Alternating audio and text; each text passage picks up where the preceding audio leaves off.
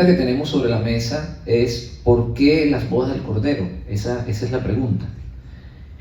Habíamos dicho que muchas personas llegaban a la conclusión que Yeshua era el Padre, porque una vez que el Eterno se casa con su pueblo en el Sinaí, según ellos, para recuperar su esposa, después de haberle dado carta de divorcio, se requería la muerte del esposo. ¿Por qué llegan ellos a esta conclusión? Bueno, por lo que dice Deuteronomio 24:1-4, cuando alguno tomare mujer y se casare con ella, si no le agradare por haber hallado en ella alguna cosa indecente, le escribirá carta de divorcio. Sabemos que Dios le escribió carta de divorcio a Israel y se la entregará en su mano, la despedirá de su casa. Salida de su casa podrá ir a casarse con otro hombre, pero si la aborreciera este último y le escribiera carta de divorcio y se la entregara en su mano y la despidiera de su casa, o si se hubiese muerto el postrer hombre que la tomó por mujer, no podrá el primer hombre o el primer marido que la despidió volverla a tomar para que sea su mujer, después que fue invalecida, porque es abominación delante de Hashem, y no has de pervertir la tierra que Hashem, tu Dios, ¿verdad?, te da por heredad. Entonces, ellos, basándose en esta escritura, acompañada de Romanos 7:4, que dice: así también vosotros, hermanos míos, habéis muerto a la ley mediante el cuerpo de Mashiach, para que seáis de otro, a saber, el que resucitó entre los muertos, a fin de que llevemos fruto para Hashem, o para Dios. Basado en estos versículos, ellos dicen que la única manera de Dios recuperar su esposa, según ellos, es a través de la muerte del Mesías. Aclaramos la semana pasada que el día de las bodas, en el mismo momento de las bodas, o en el momento que se estaba firmando el contrato matrimonial, vamos a decirlo de esa manera, que Moisés está buscando el contrato, en ese momento la novia se vuelve a su antiguo amante. Y en ese preciso momento Moisés regresa, en el momento que estaban celebrando, según ellos, una fiesta allí, y rompe el contrato. Ahí está un rompimiento del contrato matrimonial, porque está rompiendo el pacto que iba a hacer con su pueblo. Sin embargo, más adelante le renueva el contrato. O sea, que en ese momento, digamos que le dio carta de divorcio, y en ese momento se lo renueva. O sea, o más adelante se lo renueva porque sencillamente el pueblo se arrepintió. Se comete un gran error al pensar, digamos, literalmente de que Dios estaba casando con un pueblo. Sencillamente lo que Dios estaba haciendo era buscando una congregación para poder establecer el milenio, para poder establecer, digamos, para prepararlo y que ellos sean lo que se conoce como luz a las naciones, para establecer el milenio, y ellos iban a ser un pueblo de reyes y sacerdotes. A raíz del pecado del becerro de oro, pues sencillamente no lo pudieron ser. Pero eso no quiere decir que Dios no siguió con su pueblo, o que le dio carta de divorcio en ese momento que Moisés rompió la ley, o rompió los mandamientos y le dijo: bueno, ya ahora ustedes no son mi pueblo. No, todos sabemos que se renovó el contrato. ¿Cómo se renovó? Pues el pueblo se arrepintió, Moisés subió de nuevo a buscar el contrato y lo trajo, y el pueblo se regocijó, y el pueblo siguió siendo pueblo de Dios. No solamente en ese caso, sino que en otras ocasiones también el pueblo le falló a Dios, y una vez que el pueblo se arrepentía, pues Dios le renovó el contrato. Entonces, ¿cómo regresa esa mujer al esposo? Bueno, sencillamente siendo una nueva mujer. Una vez que se arrepiente, Dios le entrega un alma nueva, y por lo tanto, cuando regresa esa mujer a su primer marido, sencillamente está regresando a otra mujer, no está regresando la misma. Y eso nosotros lo entendemos porque las escrituras dicen que está en el Mashiach, nueva criatura es. Otras palabras, una vez que uno se arrepiente, Dios le considera a uno una nueva vida, o le concede una nueva vida. Entonces, ya dejamos claro esto, Ya dejamos claro esto. Y nos preguntamos entonces, ¿por qué ahora se habla de unas bodas del Cordero? O sea, ¿por qué si, digamos, de una manera figurativa, Hashem se estaba casando con su pueblo, teniendo a Moisés como notario? ¿Por qué ahora, en lo que se conoce como el nuevo pacto o el pacto renovado, por qué las bodas ya no son directamente con Hashem?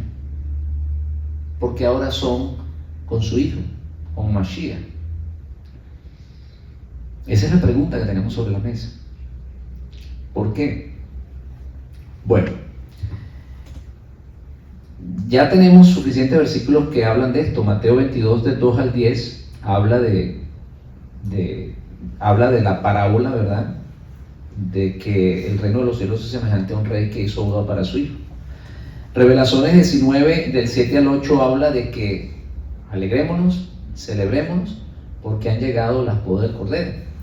¿Y a qué? A su esposa se le ha concebido que se vista de lino fino. Efesios 5, 25 al 27 dice: esposos, amen a sus esposas así como ¿quién? Como Mashiach. Amó a la congregación, se entregó por ella para hacerla santa. Él la purificó la purificó lavándola con agua mediante la palabra, para presentársela a sí mismo. Fíjense, esto es importante, porque en el Sinaí Dios estaba presentando a la congregación a él, pero ahora Mashiach la está lavando a través de la palabra para presentársela a sí mismo. Entonces, por esta razón, mis hermanos, es que se crea una confusión doctrinal. ¿Por qué? Porque la gente llega a la conclusión de que o Yeshua es el mismo Padre, o Yeshua es la segunda persona de una supuesta Trinidad. Precisamente por todo esto que estamos viendo.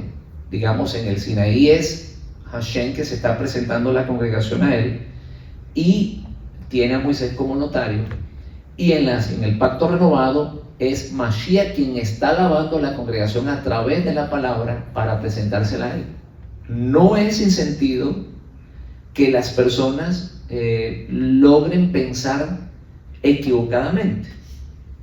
No es una idea alocada. ¿Por qué? Porque puede la persona no tener conocimiento de las Escrituras, y cuando él encuentra esta situación, entonces él dice: bueno, Yeshua tiene que ser la segunda persona de la Trinidad, o Yeshua tiene que ser el mismo Padre. Entonces, por eso se requiere una buena explicación, y por eso realmente lo vamos a hacer. Entonces, para entender esto tenemos que saber que debido al pecado del becerro de oro, Israel no puede entrar en la edad mesiánica. Y esto es importante. Cuando Hashem se presentó la congregación de Israel, vamos a decirla, para tomarla como esposa, para tomarla como su congregación, en ese momento él tenía en mente establecer el milenio. Entonces, como el pueblo peca con el becerro de oro, desafortunadamente ellos quedan descalificados para comenzar la edad mesiánica. Y precisamente en ese tiempo, en ese momento, Dios le dice a Moisés que se requería de un segundo Moisés, se requería de un segundo Mesías. Y eso aparece en Deuteronomio 18:18. O sea, la promesa de un segundo Moisés es debido a la caída del pueblo de Israel. Si el pueblo de Israel no hubiese caído, si el pueblo de Israel no le hubiese sacado el genio a Moisés, Moisés hubiese sido el único Mesías. Lo entra a la edad mesiánica y establece el nuevo orden mundial con Moisés. Esto es interesante saber. Si el pueblo no hubiese pecado con el becerro de oro y no le hubiese sacado el mal genio a Moisés, porque hay dos cosas que suceden aquí. El pueblo peca y aparte que peca le saca el mal genio a Moisés, al hombre más manso de la tierra. Entonces, Moisés queda mal delante de Dios porque golpea la piedra cuando tenía que hablarle. Y el pueblo ha pecado. Entonces, desafortunadamente, no pueden entrar en la edad mesiánica. Entonces, de allí viene la promesa de un segundo Moisés. Deuteronomio 18:18 que dice: profeta como yo entre tus hermanos le va a levantar a Hashem. Le va a levantar a Hashem. O sea, aquí vuelve a nacer la promesa. Aquí, en esta profecía, vuelve a nacer la promesa. Ellos entienden que ahora no van a poder establecer el milenio, porque hay un pueblo que había sido escogido para establecer el nuevo orden mundial que está caído, y se requiere entonces de levantar ese pueblo otra vez, de levantarlo porque cayó. Entonces, como es un pueblo caído, Dios no puede mostrar a ese pueblo como modelo a las naciones. Y eso es importante, eso es bien importante, yo quiero que ustedes lo entiendan. Israel salió para establecer el milenio. Debido a todas sus quejas, debido a que ellos nunca pudieron dejar a Egipto atrás, sino que cargaron con Egipto dentro de sus corazones, sencillamente quedaron descalificados para establecer el nuevo orden mundial. Y a raíz de eso, entonces Israel comienza un proceso de restauración. Fíjese, la prueba está de que no entraron directamente a la tierra prometida, sino que tuvieron como castigo 40 años. Ellos entraron, Dios se lo había prometido, por eso les cumplió la promesa. Entraron, pero no pudieron establecer el nuevo orden mundial. Por eso ellos no pudieron destruir a sus enemigos, por eso ellos no podían ser el modelo para todas las naciones. Entonces, ¿qué trajo como consecuencia eso? Bueno, como nunca pudieron alcanzar ese nivel espiritual que se requería para establecer el nuevo orden mundial, terminaron contaminándose con los demás pueblos y como consecuencia perdieron la tierra prometida, perdieron la tierra que Dios le había entregado. Entonces, a raíz de eso, ya una vez que ellos pecan y que Dios mira la situación, entonces Dios le dice: bueno, yo les voy a levantar un nuevo profeta. A ver si esta vez le hacen caso. A ver si esta vez, sí, a la segunda vamos a ver si son capaces de oírle y si son capaces de obedecerle, porque dice las Escrituras que la persona que no oyere a tal profeta, dice, a Hashem le pedirá cuentas. Yo le voy a pedir cuentas. Entonces, ahora le envía un nuevo profeta, el segundo Moisés, con la condición de encontrar a un pueblo dispuesto, arrepentido. Ya habían pasado muchos años, ya Israel había sido castigado muchas veces. Las tribus del norte estaban separadas, ya se habían apartado. Judá había caído en manos de los imperios por el pecado que ellos habían cometido. Entonces viene el Mesías, viene su antecesor, comienzan a predicar arrepentimiento, pero vuelve otra vez Israel a no estar preparado. Entonces no pudieron entrar a la edad mesiánica con Moisés y no pudieron entrar a la edad mesiánica con el Mashiach. Por eso ustedes van a entender por qué los discípulos les están reclamando el reino de los cielos. ¿Por qué le están reclamando el reino de David, el reino prometido? ¿Por qué? Porque ellos habían entendido que con Moisés no pudieron. Entonces, con el segundo Moisés se suponía que sí. Pero desafortunadamente, ¿qué escenario se encontró el Mesías? Un pueblo que todavía no estaba al nivel espiritual, no tenía la preparación suficiente para establecer el milenio. Un pueblo dividido, estaba dividido y con pocas ganas de arrepentirse. Entonces, ¿qué sucede en ese momento? ¿Qué es lo que sucede? Bueno, el Mashiach entiende que a pesar de él haber sido ungido en ese momento para establecer el milenio, su pueblo no está, digamos, en la capacidad de establecer el nuevo orden mundial o la edad mesiánica. Entonces, ¿qué hace él para mantener a su pueblo en pacto?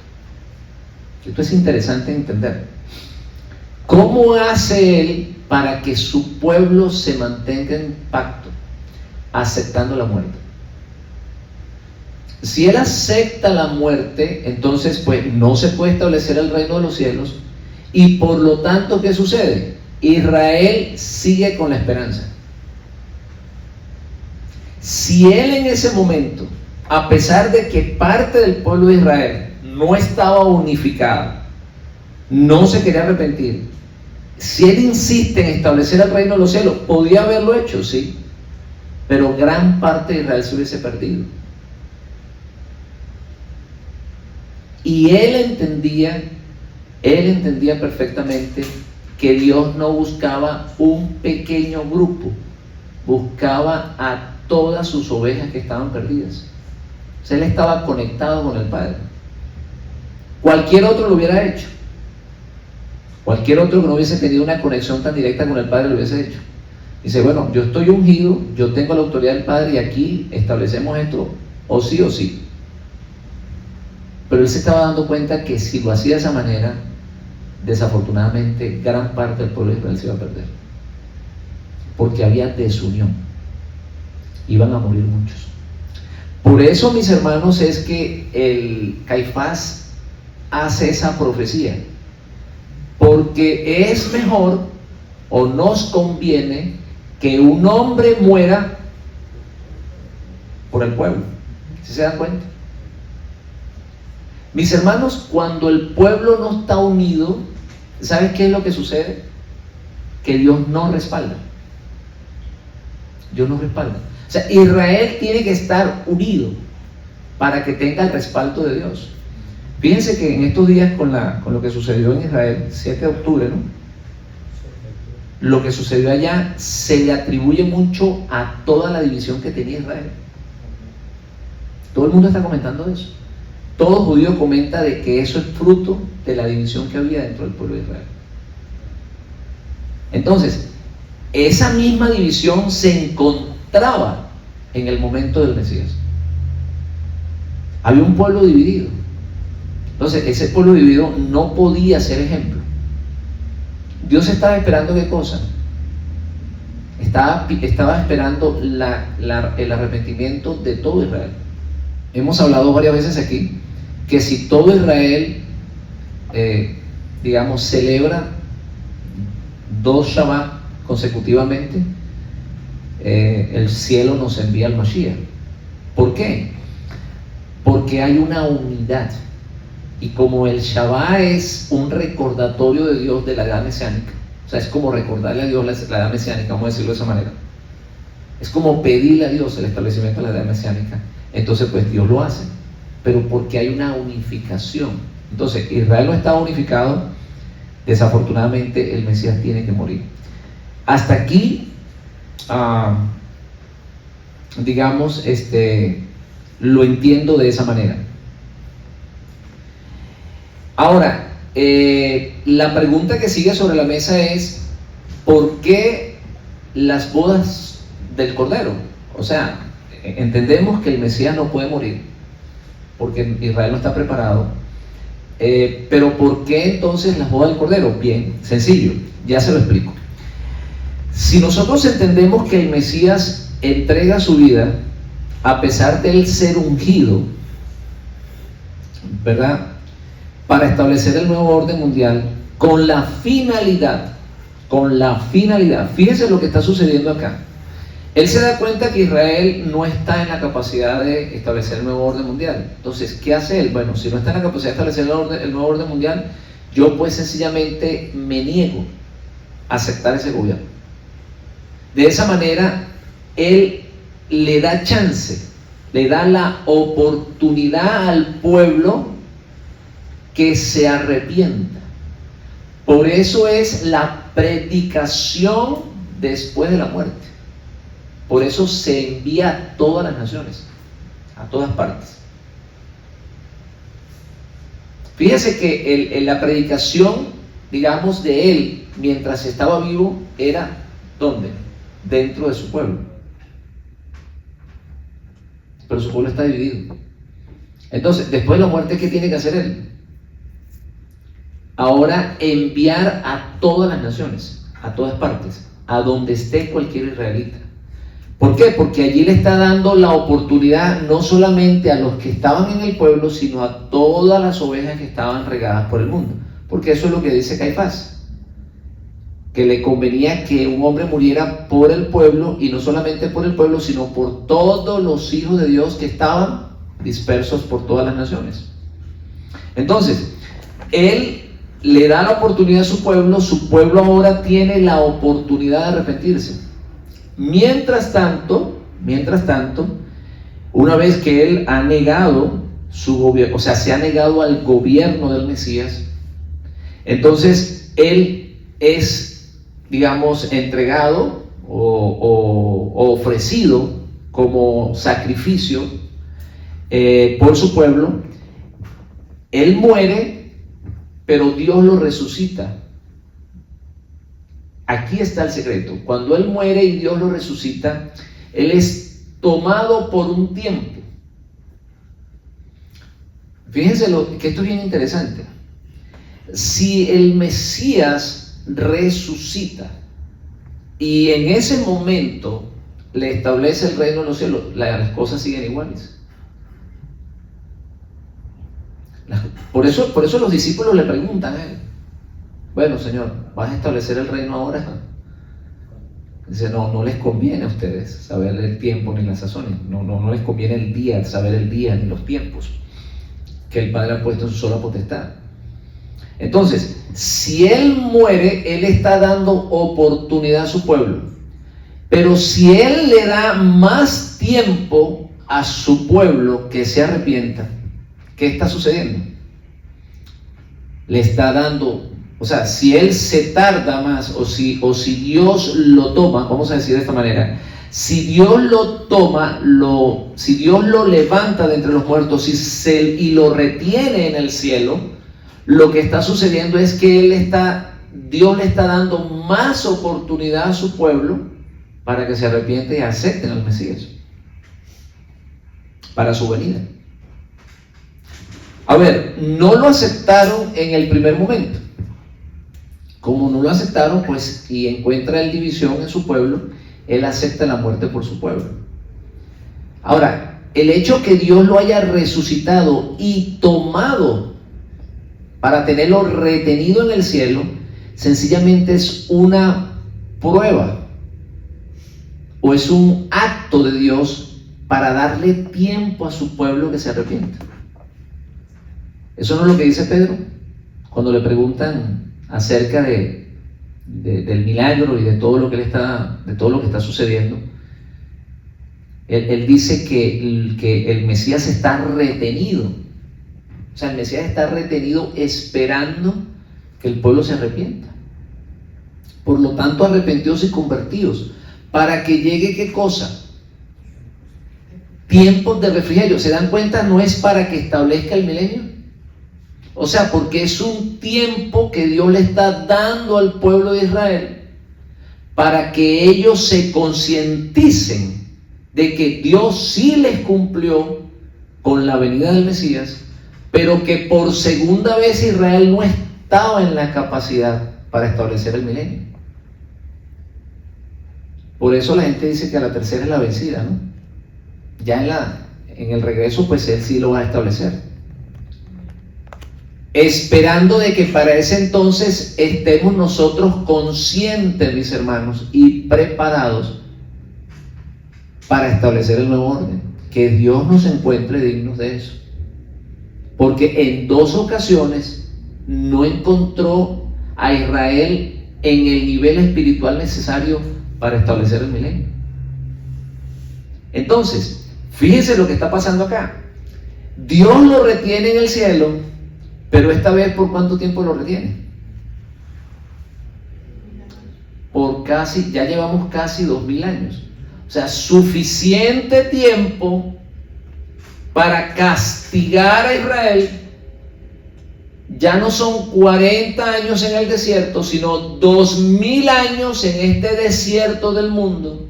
Hemos pasado trabajo, hemos perdido el pacto, hemos perdido el Shabbat, perdimos la Biblia, perdimos la Torá, para concientizarnos de el valor que tiene ser un hijo de Israel. Que Israel no lo ha valorado.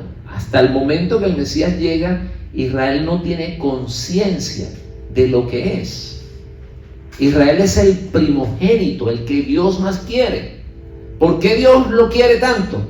Porque Él es el escogido para transmitir la luz. Pero el israelita no está consciente de eso. Fíjense una cosa, mis hermanos, que eso de que Esaú vende la primogenitura, nosotros lo hemos leído muchísimo, pero eso tiene una profundidad grande ahí. Porque ¿quién es el primogénito? ¿No es Israel? Eso no es. ¿Y será que Israel de alguna manera no la vendió? Yo pienso que sí. Yo pienso que Israel vendió la primogenitura. Yo pienso que sí. Porque si él no hubiese vendido la primogenitura, Dios le hubiese establecido el reino de los cielos. ¿Y qué hicieron con el Mesías? ¿Lo vendieron, sí o no? Entonces, ¿estaban vendiendo el primogénito, sí o no? Estaban vendiendo el primogénito. A ver, ¿cuál era el mejor hijo de José? El más entregado, el que más buscaba de la Torá. ¿Cuál era? Perdón, el mejor hijo de Jacob. ¿Cuál era el mejor hijo de Jacob? El más querido, el que más se preocupaba por sus hermanos, el que más los cuidaba, el que obedecía más a su padre. ¿Cuál era? ¿Lo vendieron, sí o no? ¿Eso no es una manera de vender la primogenitura? Claro que sí, vendieron al Mesías. ¿No se le convirtió en un Mesías? Más adelante, ¿no terminó siendo José un Mesías? Entonces, ¿vendieron al Mesías, sí o no? Lo vendieron, vendieron la primogenitura, vendieron al más querido de Jacob. Ahora, cuando viene el Mesías, ¿lo venden, sí o no? Hermanos, tenemos que estar claros con esto, porque es que estos 2 años de castigo para el pueblo de Israel no son de gratis, porque estaríamos hablando de un Dios injusto, y tenemos que dejar eso bien claro. ¿Vendieron de nuevo la primogenitura, sí o no? Por supuesto que sí, vendieron al Mesías. Lo entregaron a los romanos, o fueron cómplices. Ya ahora quieren eso, lo quieren negar en el Congreso, pero eso no, pues tendríamos que eliminar la Biblia, eliminar el Nuevo Testamento. La Biblia dice claramente que fue entregado. No hicieron ellos literalmente la ejecutación, que estaban bajo el gobierno romano y porque la ley no lo permitía, pero lo entregaron. El hecho de que no se hayan arrepentidos y que no lo hayan, y que todo el pueblo no lo haya aceptado como el Mesías, pues sencillamente es un rechazo. Así de simple. Entonces, allí podemos encontrar que se vendió la primogenitura. Claro que sí. Entonces, ahora Dios dice, bueno, ya van 2 veces. Sí, 2 veces. No, yo he tenido bastante paciencia, pero yo lo amo con amor eterno. Entonces, ¿qué pasa? Pues le voy a dar bastante tiempo para que tomen conciencia. Y estos 2000 años de desierto, hermanos, es sencillamente un acto de amor, paciencia de Dios para con su pueblo. Son 2000 años esperando que Israel despierte, que tome conciencia de lo que es el primogénito de Hashem, que no venda su primogenitura, que no entregue la Torá, que no cambie al Eterno por cualquier ídolo, porque ya lo hicieron anteriormente. No fue que no lo hicieron, lo hicieron. Al punto que profanaron el santuario, mis hermanos. O sea, estas cosas tienen que estar claras, porque si nosotros no entendemos esto, entonces no vamos a comprender por qué hay 2000 años de exilio. Y dentro de eso también estamos nosotros en el exilio. Porque si nosotros somos descendientes de nuestros padres y ellos los sacaron de la tierra, ¿dónde nacimos nosotros? ¿En Israel o fuera? A ver, ¿dónde nacimos nosotros? Fuera de la tierra de Israel, fuera del huerto. O sea que estamos pagando todos estamos pagando lo que un día hicieron nuestros padres. Así de sencillo. Baruch Hashem, que el amor de Dios es superior a nuestros pecados. Y allá en el exilio, ¿verdad? Él, cumpliendo su promesa, nos llevó al desierto. ¿A cuál desierto? A situaciones muy difíciles. Y en esas situaciones difíciles, ¿qué hizo con nosotros? Nos enamoró. Nosotros somos testigos de eso, ¿verdad que sí? ¿Cuántos hemos pasado por situaciones bien críticas? ¿Y qué hicieron esas situaciones en nuestras vidas? Buscar más su rostro. Y en ese momento Él aprovechó para enamorarnos, hermanos, y para decirnos, ¿sabes qué? Lo que sucede es que yo te tenía castigado, pero te voy a recoger de nuevo. Has sufrido y yo lo entiendo. No pienses que yo me he olvidado de ti. Yo entiendo que has sufrido y te voy a recoger. Entonces, estos 2000 años es tiempo para que Israel se arrepienta. Entonces, ya dejamos claro que el Mesías fue rechazado. ¿A qué venía el Mesías, hermanos? A establecer el reino de los cielos. Si Él venía a establecer el reino de los cielos, ¿qué necesita un rey para gobernar? Una reina. Si no, léanse la historia del rey Asuero, que la reina no vino a presentarse delante de él, y ¿qué le tocó a él? Buscarse otra. Entonces, el Mesías viene ahora como rey. Él no pudo gobernar, él viene como rey. Y un rey para gobernar necesita una reina.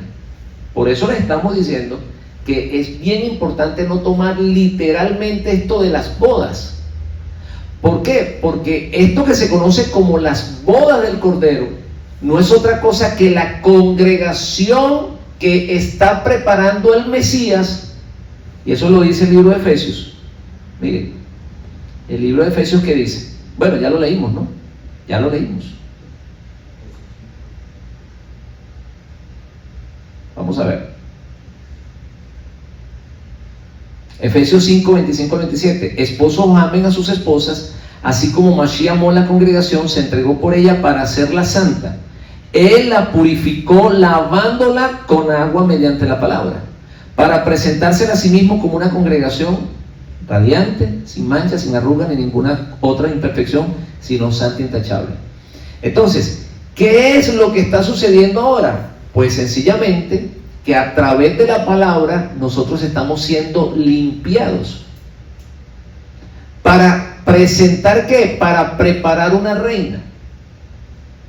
Pero no es una reina para casarse literalmente con el Mesías.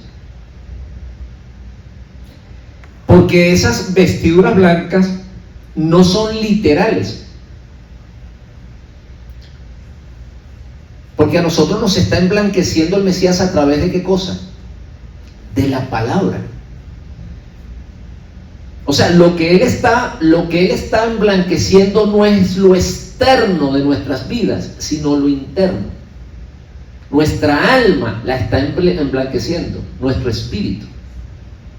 Entonces, la gente, como toman las cosas literal, piensan que las bodas del Cordero es el Mesías bajo la jupá, y entonces toda la congregación vestida de blanco, con tela de lino fino, con ropa de lino fino, para casarse, literalmente. No sé cómo se lo imaginan, pero lo que está sucediendo o lo que va a suceder no es otra cosa que la congregación de Israel, que después de 2000 años, o mucho más que eso, porque desde Moisés, son 3000 y tantos años después de preparación, entonces ya estará en la condición de estar al lado del rey como parte del gobierno. Ese es lo que se conoce como las bodas del Cordero. O sea, lo que va a haber en el día de las bodas no es otra cosa que el nombramiento de los hijos de Israel para poder gobernar en la edad mesiánica. De la misma manera que el presidente nombra su gabinete, ¿verdad?, toma sus ministros, eso es exactamente lo que va a suceder, no es otra cosa. Entonces, ¿por qué lleva el título de esposa? Bueno, por eso, porque él viene a gobernar. Entonces, la esposa estará como una reina, vamos a decirlo de esa manera. O los que van a gobernar con él, porque él no viene a gobernar solo. Eso es una mentira, es otra mentira que la gente no logra entender, o que no logra realizar. La gente piensa que él viene solo, y que él solo va a establecer el gobierno, y eso no es así. ¿Y dónde tenemos nosotros pruebas históricas de eso? Bueno, léase la historia de Sansón. ¿Por qué Sansón con toda su fuerza no pudo liberar a su pueblo? Porque su pueblo no lo ayudó. Si el pueblo no lo ayudó, pues él sencillamente no podía hacerlo. ¿Por qué él no estableció el reino de los cielos cuando estaba en medio de su pueblo? Porque su pueblo no estaba arrepentido. Él necesita a su pueblo para gobernar. La gente piensa que él va a gobernar solo. Eso no es así, hermano. ¿Pudo Moisés juzgar al pueblo estando solo? ¿Lo pudo hacer? ¿Qué fue lo que le dijo su suegro? Que necesitaba formar un congreso. Necesitaba buscar hombres sabios de entre su pueblo. Eso se lo dijo su suegro. ¿Y cómo habrán sido esas palabras de sabio que Dios las aprobó? Porque eso es una enseñanza para nosotros. El Mesías no va a gobernar solo, necesita a alguien. Entonces, eso es lo que nosotros estamos haciendo ahora, o lo que Dios está haciendo con nosotros ahora, mejor dicho. Lavándonos, purificándonos, preparándonos. ¿Para qué? Para que estemos a ese nivel espiritual necesario para que nos entreguen el gobierno milenial. Y esperamos en el Eterno, hermano, no quedarle mal esta vez, porque allí sí se cumpliría que a la tercera es la vencida. Entonces, esa es la razón, hermanos, por la cual ahora las bodas del Cordero. ¿Y por qué en el principio? Porque en el principio las bodas fueron directamente, vamos a decirlo de esa manera, utilizando ese lenguaje, fueron directamente con Hashem y tenían a Moisés como notario, si lo pudiéramos tratar de explicar de esa forma. Y ahora no es con Hashem directamente, ahora es con Mashiach o con el Cordero. O utiliza mucho la palabra Cordero. ¿Por qué? Porque pues como él se negó a gobernar y tomó la posición de Cordero, en otras palabras, morir por su pueblo, entonces ahora se le concede ese título, bodas del Cordero. No es, hermanos, que Yeshua sea el Padre. No es que Dios tiene que morir para recuperar su esposa. No, sencillamente que el Mesías que venía a gobernar no lo dejaron gobernar o no pudo. Y como él acepta la muerte, él es retenido en el cielo. Dios le está preparando la congregación para que cuando él regrese esté a la altura de él, o por lo menos ahí cerca. Nos falta muchísimo. Y eso, hermano, es lo que se conoce como las bodas del Cordero. Una vez, mis hermanos, una vez que eso acontezca, que él ya haya gobernado y haya puesto a todos sus enemigos por debajo de sus pies, ¿qué dice 1 Corintios 15? ¿Qué dice? Que el mismo Mashiach se someterá de nuevo a aquel que le sometió todas las cosas. O sea, en otras palabras, regresamos al principio. Regresamos al principio otra vez. Si se pudiera decir de una manera, entonces volvemos a casarnos otra vez con Hashem, si pudiéramos utilizar esa palabra. Pero mientras tanto, hasta que él someta a todos los enemigos por debajo de sus pies, ¿quién es el Adoni nuestro? ¿Quién es el Señor? Mashiach, Yeshua. Él es el rey por ahora. Pero eso tiene un tiempo, hasta que todos sus enemigos sean puestos por debajo de sus pies. Y él mismo entonces luego le otorga de nuevo, o le entrega de nuevo, el reino al Padre. ¿Por qué, mis hermanos? Porque el Padre no ha muerto y nadie le va a heredar su trono. Él se lo entregó por un tiempo, pero él se lo va a regresar al Padre de nuevo. Con otras palabras, él va a hacer que el Hijo le entregue de nuevo el trono. ¿Por qué, mis hermanos? Porque Hashem es el Rey del universo.